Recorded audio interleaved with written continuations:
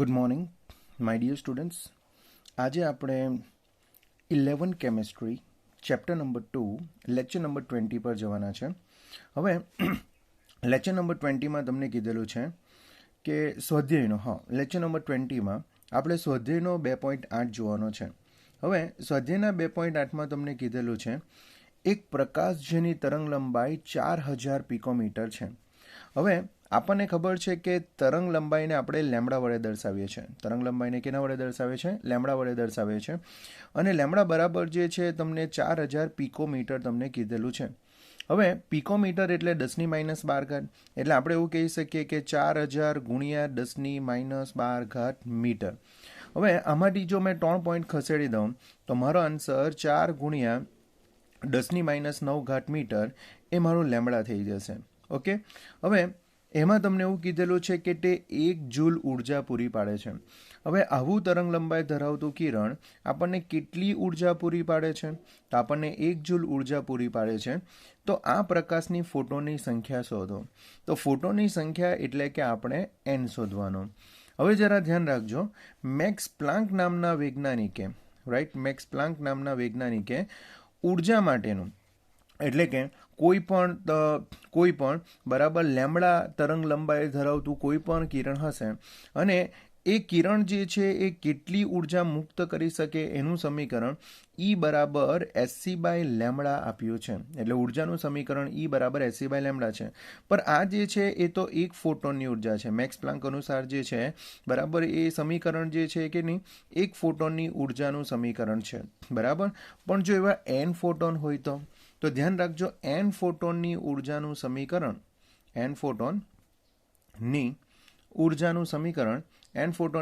સમીકરણ થશે E બરાબર NSC by lambda.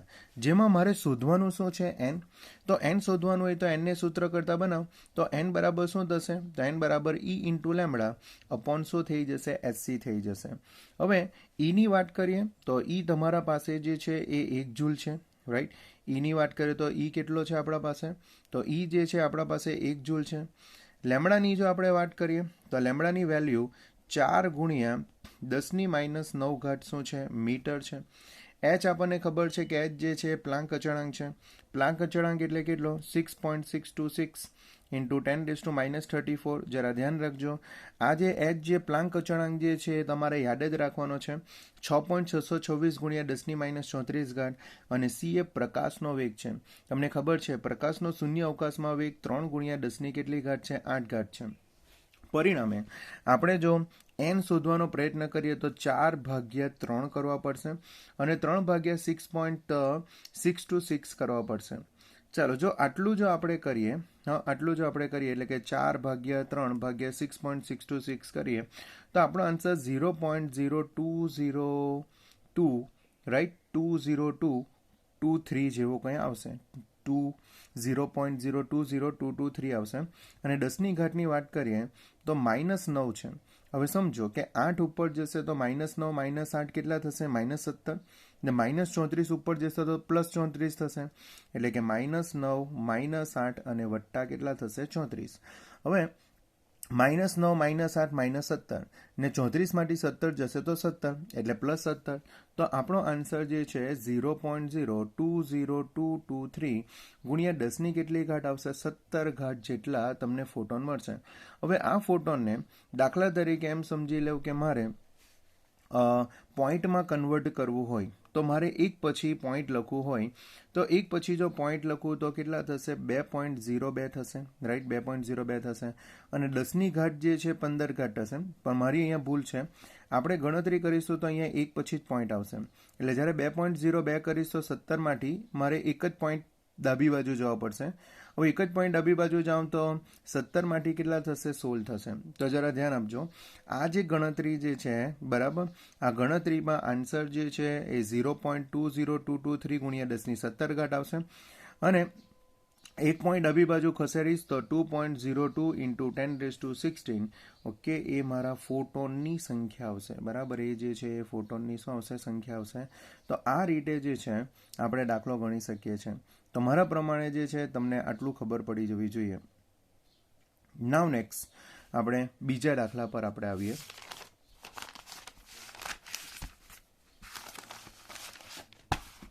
Now next બીજો જે દાખલો જે છે એ સ્વાધ્યાયનો 2.9 છે, બરાબર. સ્વાધ્યાયનો જે છે સ્વાધ્યાયનો 2.9મો દાખલો છે. એમાં તમને કીધેલું છે 4×10⁻7 મીટર તરંગ લંબાઈ ધરાવતો ફોટોન. તો લેમડાની વેલ્યુ તમને આપેલી છે 4×10⁻7 મીટર તરંગ લંબાઈ ધરાવતો એક ફોટોન છે. એ ધાતુની સપાટી સાથે અથડાય છે અને ધાતુનું કાર્ય વિધેય. હવે ધાતુનું કાર્ય વિધેય જે છે એ તમારું આપણે વર્ક ફંક્શન અંગ્રેજીમાં કહી શકીએ, અને કાર્ય વિધેય એટલે આપણે એવું કહી શકીએ કે સમજો દાખલા તરીકે આ આપણી ધાતુની સપાટી છે. હવે આ ધાતુની સપાટી પર આપણે લેમડા તરંગ લંબાઈવાળું જે મૂલ્ય આપેલું છે 4×10⁻7, બરાબર, એ લેમડા તરંગ લંબાઈવાળું આપણે કિરણ આપાત કરીએ. હવે અહીંયા તમને ધાતુનું કાર્ય વિધેય આપેલું છે, જરા ધ્યાન આપજો. ધાતુનું શું છે? કાર્ય વિધેય. આ ધાતુનું કાર્ય વિધેય એક્ઝેક્ટલી શું કહેવા માંગે? તો ધાતુનું કાર્ય વિધેય એટલે કે જ્યારે તમે બરાબર આ ધાતુની સપાટીને આટલી ઉર્જા આપશો, રાઈટ, આટલી ઉર્જા આપશો તો ત્યારે ઇલેક્ટ્રોન ધાતુની સપાટી પરથી મુક્ત થશે. એટલે સિમ્પલ કહું તો ધાતુનું કાર્ય વિધેય એટલે કે સપાટી પરથી ઇલેક્ટ્રોનને મુક્ત કરવા માટે જરૂરી ઉર્જા. હવે તમે ઉર્જા આપો છો, લેમડા અનુરૂપ ઉર્જા આપો છો, જેમાંથી 2.13 ઇલેક્ટ્રોન વોલ્ટ જેટલી ઉર્જા જે છે એ ધાતુની સપાટી મેળવી લેશે અને પછી એ શું કરશે? ઇલેક્ટ્રોનનું શું કરશે? ઉત્સર્જન કરશે. હવે આ વેલ્યુ ઇલેક્ટ્રોન વોલ્ટમાં છે અને મને જૂલમાં જોઈએ છે, તો ઉપર આપેલું જ છે કે 1 ઇલેક્ટ્રોન વોલ્ટ બરાબર કેટલા છે? તો 1.6020 × 10⁻19 છે. એટલે જો ઇલેક્ટ્રોન વોલ્ટને જો મારે જૂલમાં કન્વર્ટ કરવું હોય તો ફક્ત મારે કેટલા વડે ગુણવાનું રહ્યું? 1.6020 × 10⁻19 વડે ગુણવાનું રહ્યું. 2.13 × 1.6 કરીશ તો મારો આન્સર આવશે 3.4123 × 10⁻19 જૂલ આવશે. તો તમે એવું કહી શકો કે લેમડા જેટલી તમે ઉર્જા આપશો, એટલે કે લેમડાને અનુરૂપ જે તમને ઉર્જા મળશે તે એટલી ઉર્જા આપશો, એમાંથી આ જે કાર્ય વિધેયવાળી જે ઉર્જા જે છે એટલે કે E0 એટલી બાદ કરવો પડશે અને બાકીની ઉર્જાથી એ ગતિ કરશે. તો અહીંયા આપણે શોધવાનું બી શું છે ખબર? ફોટોનની ઉર્જા શોધવાની છે. પહેલાં તો ફોટોનની ઉર્જા એટલે કે આપણે E શોધવાનું છે. તો ફોટોનની ઉર્જા તો આપણે બહુ સરળતાથી આપણે શોધી શકીએ, કેમ કે ફોટોનની ઉર્જાનું સમીકરણ E બરાબર શું છે? Sc/λ છે. તો E બરાબર આપણું સમીકરણ શું આવશે? Sc/λ. ચાલો Sc/λ ની વાત કરીએ તો Hની વેલ્યુ કેટલી છે? તો 4×10⁻7 છે. મારી ભૂલ છે. Hની વેલ્યુ જે છે એ તો પ્લાન્ક અચળાંક 6.626 × 10⁻34 છે. C એટલે કે આપણે એવું કહી શકીએ કે પ્રકાશનો વેગ જે 3×10⁻8 છે અને લેમડાની વેલ્યુ જે છે એ 4×10⁻7 છે -7 છે. ચાલો 6.626 × 3 ભાગ્યા જો આપણે 4 કરીએ તો આપણો આન્સર જે છે 4.9695 ગુણ્યા 10⁻ની વાત કરીએ તો -7 ઉપર જાય તો +7 એટલે 8 + 7 15 અને 34માંથી 15 જશે તો કેટલા થશે? -19 થશે. શું થશે? -19 થશે. તો ઉર્જાની વેલ્યુ આવશે 4.9695 ગુણ્યા 10⁻19 આવશે. તો સમજો તમે કેટલી ઉર્જા આપો છો? તો 4.9 ગુણ્યા 10⁻19, જેમાંથી વપરાય કેટલી જવાની? 3.41. તો બાકી કેટલી રહેશે? બરાબર, તો જેટલી પણ બાકી રહેશે એટલી એ ગતિ ઉર્જામાં યુઝ કરશે. તો ગતિ ઉર્જા મેળવવા માટે મારે શું કરવા પડશે? ફોટોનની ઉર્જામાંથી મારે કાર્ય વિધેય બાદ કરવા પડશે. તો ગતિ ઉર્જા આપણે શોધીએ. તો ગતિ ઉર્જાની આપણે ગણતરી કરીએ તો આપણે એવું લખી શકીએ કે ગતિ ઉર્જા બરાબર શું? તો ગતિ ઉર્જા એટલે કે ધાતુની સપાટીને આપેલી કુલ ઉર્જા E માઇનસ જે છે ધાતુની સપાટીનું કાર્ય વિધેય એટલે કે શું આવશે? E0. તો આપણે E માઇનસ શું કરી શકીએ? E0 કરી શકીએ, જેમાં Eની વેલ્યુ જે છે જેમાં Eની વેલ્યુ આપણે મેળવી છે 4. જેમાં આપણે Eની વેલ્યુ મેળવી છે 4.96 એક્ઝેક્ટ જોઈએ તો 96.95 ગુણ્યા 10⁻19 અને ઇલેક્ટ્રોન વોલ્ટમાં જે આપણને ઉર્જા મળી જેને આપણે જૂલમાં કન્વર્ટ કરી એ જે તમારી ધાતુની કાર્ય વિધેય જે હતું એ કેટલું હતું? 3.4123 ગુણ્યા 10⁻19 હતી. હવે અહીંયા જો 10⁻−19 જો કોમન કાઢી નાખીએ તો 4.9695 માઇનસ કેટલા થશે 3.4123 ગુણ્યા 10ની કેટલી ઘાત થઈ જશે -19 ઘાત થઈ જશે. હવે 4.9695 માંથી 3.4123 જો બાદ કરી નાખીએ તો આપણો આન્સર કેટલા આવશે 1.56 ગુણ્યા 10ની કેટલી ઘાત આવશે -19 ઘાત જૂલ આવશે. તો ઘટી ઉર્જા તમને કેટલી મળશે 1.56 જૂલ ગુણ્યા 10⁻19 ઘાત. હવે આ જે દાખલામાં જે છે તમને એ ફોટોનનો વેગ પણ માંગેલો છે, બરાબર. આ જે દાખલો જે છે એમાં તમને શું માંગેલો છે ફોટોનનો વેગ પણ તમારે જાણવાનો છે. હવે ફોટોનનો વેગ જો જાણવાનો ફોટોન દ્વારા ઉત્સર્જાતો ઇલેક્ટ્રોનનો વેગ. સપોઝ ઇલેક્ટ્રોનનો વેગ જાણવો હોય તો ઘટી ઉર્જા તો તમને ખબર છે અને ઘટી ઉર્જાનું સમીકરણ બી ખબર હશે કે ઘટી ઉર્જા બરાબર તો શું છે 1/2 mv² છે. આ 1/2 mv² ઘટી ઉર્જા તો આપણા પાસે છે, એટલે મારે વેગ જો શોધવો હોય તો 2 ને ઉપર લઈ જવું જોઈએ અને એમને કાં લઈ જવું જોઈએ નીચે. એનો મતલબ કે v² બરાબર શું થઈ જશે 2 ગુણ્યા ઘટી ઉર્જા, બરાબર. 2 ગુણ્યા શું આવશે ઘટી ઉર્જા ભાગ્યા શું થઈ જશે એમ. અને મારે જો v જાણવું હોય તો મારે શું કરવું પડશે વર્ગમૂળ કરવો પડશે. વર્ગમૂળ કરું તો v બરાબર શું આવશે 2 ગુણ્યા ઘટી ઉર્જા ભાગ્યા જે છે શું આવશે એમ.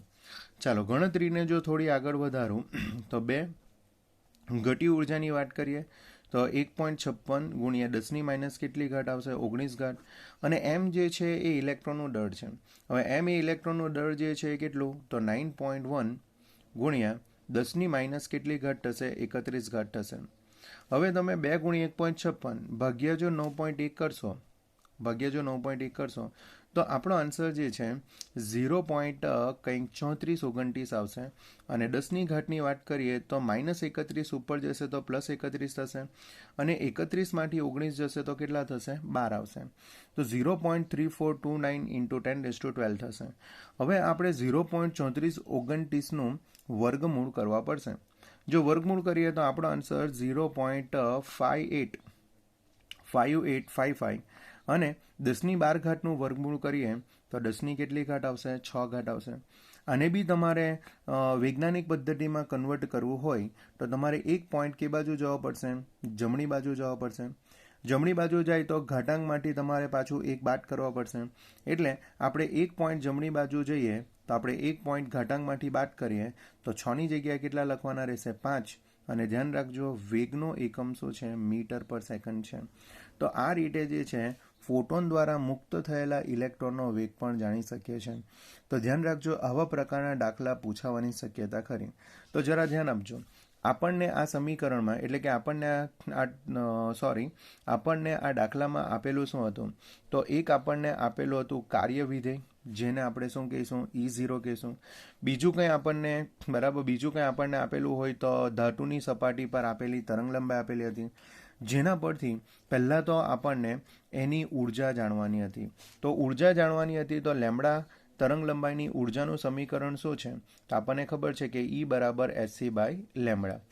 પછી તમારે ઘટી ઉર્જા જાણવી હતી તો ઘટી ઉર્જા કેટલી મળે તો કુલ ઉર્જામાંથી કાર્ય વિધેય જેટલી ઉર્જા બાદ કરવાની. તો કુલ ઉર્જા કેટલી E અને કાર્ય વિધેયવાળી ઉર્જા કેટલી E0. તો E - E0 કરો તો તમને શું મળશે ઘટી ઉર્જા મળશે. અને ઘટી ઉર્જામાંથી વેગ જો જાણવો હોય તો તમારે ઘટી ઉર્જાનું સમીકરણ 1/2 mv² ઘટી ઉર્જા, જેમાંથી તમારે વેગને સૂત્ર કરતાં બનાવીને જે છે સમીકરણ લાવવાનું રહેશે. તો આ દાખલો જે છે એના માટે તમારે આટલા સ્ટેપ ધ્યાનમાં રાખવાના રહેશે. ચાલો જો ખબર પડે તો હવે આપણે એક નાનો દાખલો લેવાનો છે. હવે એ જે નાનો દાખલો જે છે એ સ્વાધ્યાયનો 2.10 છે, બરાબર. એ જે દાખલો છે એ સ્વાધ્યાયનો 2.10 છે. સ્વાધ્યાયના 2.10માં દાખલામાં તમને કીધેલું છે 2.42 નેનોમીટર તરંગ લંબાઈ ધરાવતું વિદ્યુત ચુંબકીય વિકિરણ. તો લેમ્બડાની વેલ્યુ તમને આપેલી છે 242 નેનોમીટર.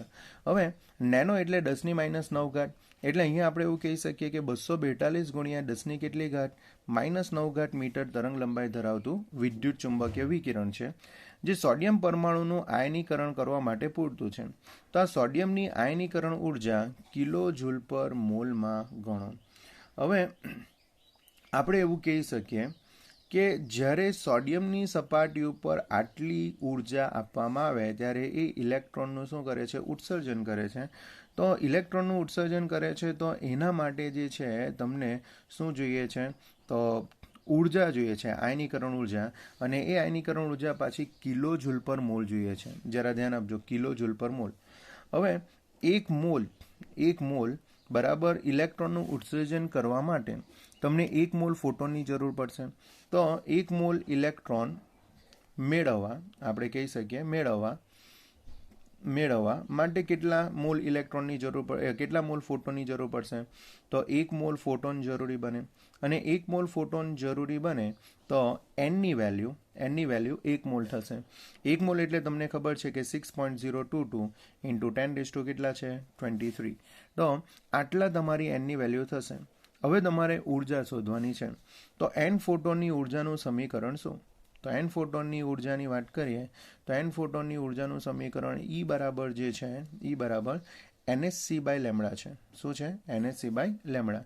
જેમાં એનની વેલ્યુ એટલે કે એક ફોટોનની વેલ્યુ 6.022 ઇન્ટુ 10 એચની વાત કરીએ તો એચ એટલે પ્લાન્ક અચળાંક 6.636 ઇન્ટુ 6.626 રાઈટ, 626 ઇન્ટુ 10 કેટલા આવશે, -34 રાઈટ. 6.626 ઇન્ટુ 10 કેટલા આવશે, -34 આવશે. સીની વાત કરીએ તો પ્રકાશનો વેગ 3 ઇન્ટુ 10 કેટલા થશે, 8. અને લેમડાની વાત કરીએ તો 242 નેનોમીટર છે, એટલે 242 ગુણ્યા 10 - કેટલી ઘાત આવશે, 9 ઘાત આવશે. ચાલો આ રીતે જો આપણે ગણતરી કરીએ તો આપણો આન્સર જે છે 0.4947 ઇન્ટુ 10⁶ બરાબર જૂલ પર શું આવશે, મોલ આવશે. આ રીતે જો આપણે ગણતરી કરીએ તો આપણો આન્સર જે છે કેટલો આવશે, 0.4947 ઇન્ટુ 10 શું આવશે, 6 જૂલ પર શું આવશે, મોલ આવશે. અને મને તો આ વેલ્યુ કિલો જૂલમાં જોઈએ છે. તો કિલો જૂલમાં જોઈએ તો કિલોમાં તો 10⁻³ ઘાત આવે. તો આપણે 6 ઘાતમાંથી 3 ઘાત આપણે કાઢી નાખીશું. 6 ઘાતમાંથી 3 ઘાત કાઢી નાખીશું તો 0. કેટલા થશે, 4947. 6માંથી 3 ઘાત કાઢી નાખીએ તો 10ની કેટલી ઘાત થશે, 3 ઘાત થશે. અને કિલો જૂલ પર શું લખાશે, મોલ લખાશે. કિલો જૂલ પર શું લખાશે, મોલ. ઇવન આપણે 10⁻³ ઘાત એટલે કે 1000ને જો આપણે ગુણી નાખીએ અંદર તો કેટલા આવશે ખબર, તો 494.7 બરાબર કિલો જૂલ પર શું આવશે, 494.7 કિલો જૂલ પર શું આવશે, મોલ આવશે. તો મારા પ્રમાણે જે છે આપણે આ રીતે ઉર્જા મેળવી શકીએ છીએ. હવે અહીંયા જે છે સ્ટુડન્ટ્સો ક્યાં ભૂલ કરે છે એ મેં તમને સમજાવ. ઉર્જા મેળવવા માટે E બરાબર SC બાય લેમડા સમીકરણ મૂકી દેશે. પણ એ લોકો એ ન જોશે કે અહીંયા જે તમને આયનીકરણ ઉર્જા આપેલી છે, આયનીકરણ ઉર્જા એટલે ઇલેક્ટ્રોન મુક્ત કરવા માટેની ઉર્જા જે આપેલી છે એ કિલો જૂલમાં આપેલી છે. અને કિલો જૂલ પર પાછું શું આપેલું છે, મોલ. એનો મતલબ એ થયો કે 1 મોલ તમને ઇલેક્ટ્રોન જોઈએ. 1 મોલ ઇલેક્ટ્રોન જોઈએ તો 1 મોલ ફોટોન જોઈએ. એટલે એનની વેલ્યુ 6.022 ઇન્ટુ 10⁻23 જે કરતા હોતા નથી સ્ટુડન્ટ્સો. અને બીજી વસ્તુ એ છે કે અહીંયા તમને જૂલમાં આપેલું છે તો એને તમારે કિલો જૂલમાં કન્વર્ટ કરવા જ પડશે. કેમ કે આપણને દાખલામાં કીધેલું છે કે મને વેલ્યુ કિલો જૂલ પર શું જોઈએ, મોલ જોઈએ. જો તમે અહીંયા ન કન્વર્ટ કરશો તો તમારા માર્ક્સ જશે. તો ધ્યાન રાખજો, આ પણ ઇમ્પોર્ટન્ટ બરાબર. આટલું નાની વસ્તુ તમારે આમાં ધ્યાન રાખવાની છે. બાકી સમીકરણ તો મારા પ્રમાણે યાદ જ રહી જશે કે E બરાબર NSC બાય શું છે, લેમડા છે. હવે આના પછી આપણે એક નાવ લાસ્ટ ક્વેશ્ચન આપણે જોઈએ. નાવ લાસ્ટ ક્વેશ્ચન જે છે એ આપણો સ્વાધ્યાયનો 2.11 છે બરાબર. સ્વાધ્યાયનો જે છે 2.11 છે. એમાં તમને એવું કીધેલું છે કે 25 વોટનો બલ્બ. પહેલી વસ્તુ એ કે આ વોટ જે છે એ એકચ્યુઅલી એકમ કોનો છે? તો વોટ જે એકમ જે છે એ પાવરનો એકમ છે. વોટ એકમ કોનો છે? પાવરનો. અને પાવર બરાબર એક્ઝેક્ટલી છે શું? તો પાવર બરાબર સમીકરણ છે ઉર્જાના છેદમાં સમય. ધ્યાન રાખજો, પાવર જે છે એનું એકમ શું છે? ઉર્જાના છેદમાં સમય છે. પાવરને એઝ આપણે P કહીએ, ઉર્જાને એઝ આપણે E કહીએ અને સમયને એઝ આપણે શું કહીએ? T કહીએ. જેમાં Pની વેલ્યુ આપણને આપેલી છે કે P બરાબર કેટલા આપેલા છે? 25 વોટ આપેલા છે, રાઈટ. હવે એક બલ્બ 1 વણી પ્રકાશનું ઉત્સર્જન કરે છે જેની તરંગ લંબાઈ 0.57 માઇક્રોમીટર છે. એટલે લેમડા આપી દીધેલો છે. લેમડાની વેલ્યુ 0.57 માઇક્રોમીટર છે. હા 0.57 શું છે માઇક્રોમીટર છે. માઇક્રો એટલે તો 10⁻6 ને 10⁻6 એટલે લેમડા બરાબર 0.57 ગુણ્યા 10⁻6 શું આવશે મીટર. આ તમારું શું થઈ ગયું લેમડા. તો પ્રતિ સેકન્ડે ઉત્સર્જાતા ક્વોન્ટમનો દર શોધો. એટલે પ્રતિ સેકન્ડે એટલે કે સમયની વેલ્યુ તમને 1 સેકન્ડ આપેલી છે અને પ્રતિ સેકન્ડે ઉત્સર્જતા ક્વોન્ટમનો દર એટલે એકચ્યુઅલી એનની વેલ્યુ શોધવાની છે. અહીંયા આપણે કોની વેલ્યુ શોધવાની છે? એનની વેલ્યુ શોધવાની છે. હવે અહીંયા જો આપણે જોઈએ તો અહીંયા આપણને એન કેટલો મળી શકે? એક જ મિનિટ. ક્વોન્ટમનો દર મારી અહીંયા કદાચ સમજવામાં ભૂલ છે. અહીંયા મારે ક્વોન્ટમનો દર એટલે કે મારે ક્વોન્ટમનો વેગ શોધવાનો છે. ક્વોન્ટમનો દર એટલે મારે શું શોધવાનું છે? ક્વોન્ટમનો વેગ શોધવાનો છે. વિચાર કરવા પડશે. નહીં, ભૂલ છે. બરાબર છે. ક્વોન્ટમનો દર એટલે કે કેટલા શું થશે ફોટોનનું ઉત્સર્જન થશે એની વેલ્યુ મારે મેળવવાની છે. ચાલો હવે એનની વેલ્યુ આપણે કેવી રીતના મેળવી શકીએ? તો પહેલું આપણા પાસે આ તો સમીકરણ છે કે P બરાબર E ના છેદમાં T. એટલે આપણે પાવર P બરાબર જે છે E બાય શું લખી દઈએ? T. હવે એન ફોટોનની ઉર્જાનું સમીકરણ આપણે હમણાં જ લખેલું NSC બાય શું લખેલું? લેમડા. તો P બરાબર E, જેમાં Eની જગ્યાએ આપણે શું લખી દઈએ? NSC બાય શું લખી દઈએ? લેમડા ઇન્ટુ શું આવશે? T. હવે આમાંથી મારે શોધવાનું શું છે? N. જો N શોધવાનું હોય તો N ઇક્વલ ટુ શું થશે? P into lambda T upon શું થઈ જશે? HC થઈ જશે. જેમાં પાવરની વેલ્યુ આપણા પાસે કેટલી છે? 25 છે. લેમડાની વાત કરીએ તો લેમડાની વેલ્યુ 0.57 ગુણ્યા 10ની કેટલી ઘાત છે? -6 છે. સમય તો દર સેકન્ડ એટલે કેટલો છે? 1 સેકન્ડ છે. ભાગ્યા Hની વેલ્યુની વાત કરીએ તો 6.626 ઇન્ટુ 10⁻⁻ કેટલા છે? 34. અને C એ પ્રકાશનો વેગ કેટલો છે? 3 ગુણ્યા 10ની કેટલી ઘાત છે? 8 છે. તો આ રીતે આપણે બધી વેલ્યુ જો આપણે મૂકીએ એટલે અને ગણતરી કરીએ કે 25 ગુણ્યા 0.57 ભાગ્યા 6.626 ભાગ્યા આપણે 3 કરીએ તો આપણો આન્સર જે છે 0.7169 આવશે. 0. કેટલા આવશે? 7169 આવશે. અને 10ની ઘાતની વાત કરીએ તો 10ની ઘાત તમારી કેટલી થશે? -20 થશે. બરાબર, સોરી +20 થશે. 10ની ઘાત કેટલી થશે? +20 થશે. ગણતરીને જો આપણે ધ્યાનમાં લઈએ તો આ જોઈ શકો કે +8 છે જે ઉપર જશે તો -8 થશે. એટલે -8 ને -6 -14 થશે. 34માંથી 14 જશે તો કેટલા થશે? 20 આવશે. ઓકે, તો આ રીતે તમને 20 મળશે. હવે 0.7169 ગુણ્યા 10ની કેટલી ઘાત છે? 20 છે. હવે જો તમે એક પોઈન્ટ જમણી બાજુ જો જાઓ તો તમારે ઘાતાંકમાંથી તમારે એક બાદ કરવો પડશે.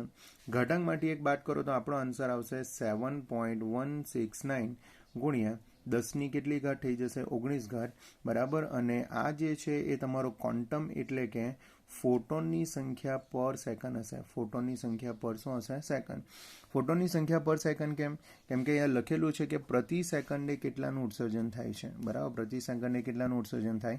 તો 7.169 ઇન્ટુ 10⁻19 બરાબર ફોટોન પર સેકન્ડ જેટલા ક્વોન્ટમોનું શું થશે? ઉત્સર્જન થશે. તો આ રીતે આપણે ક્વોન્ટમ દર શોધી શકીએ છીએ. આવો દાખલો આપણે અગાડી બરાબરના લેક્ચરમાં પણ જોયો છે. એટલે આઈ હોપ તમને આ પણ ખબર પડી જાય.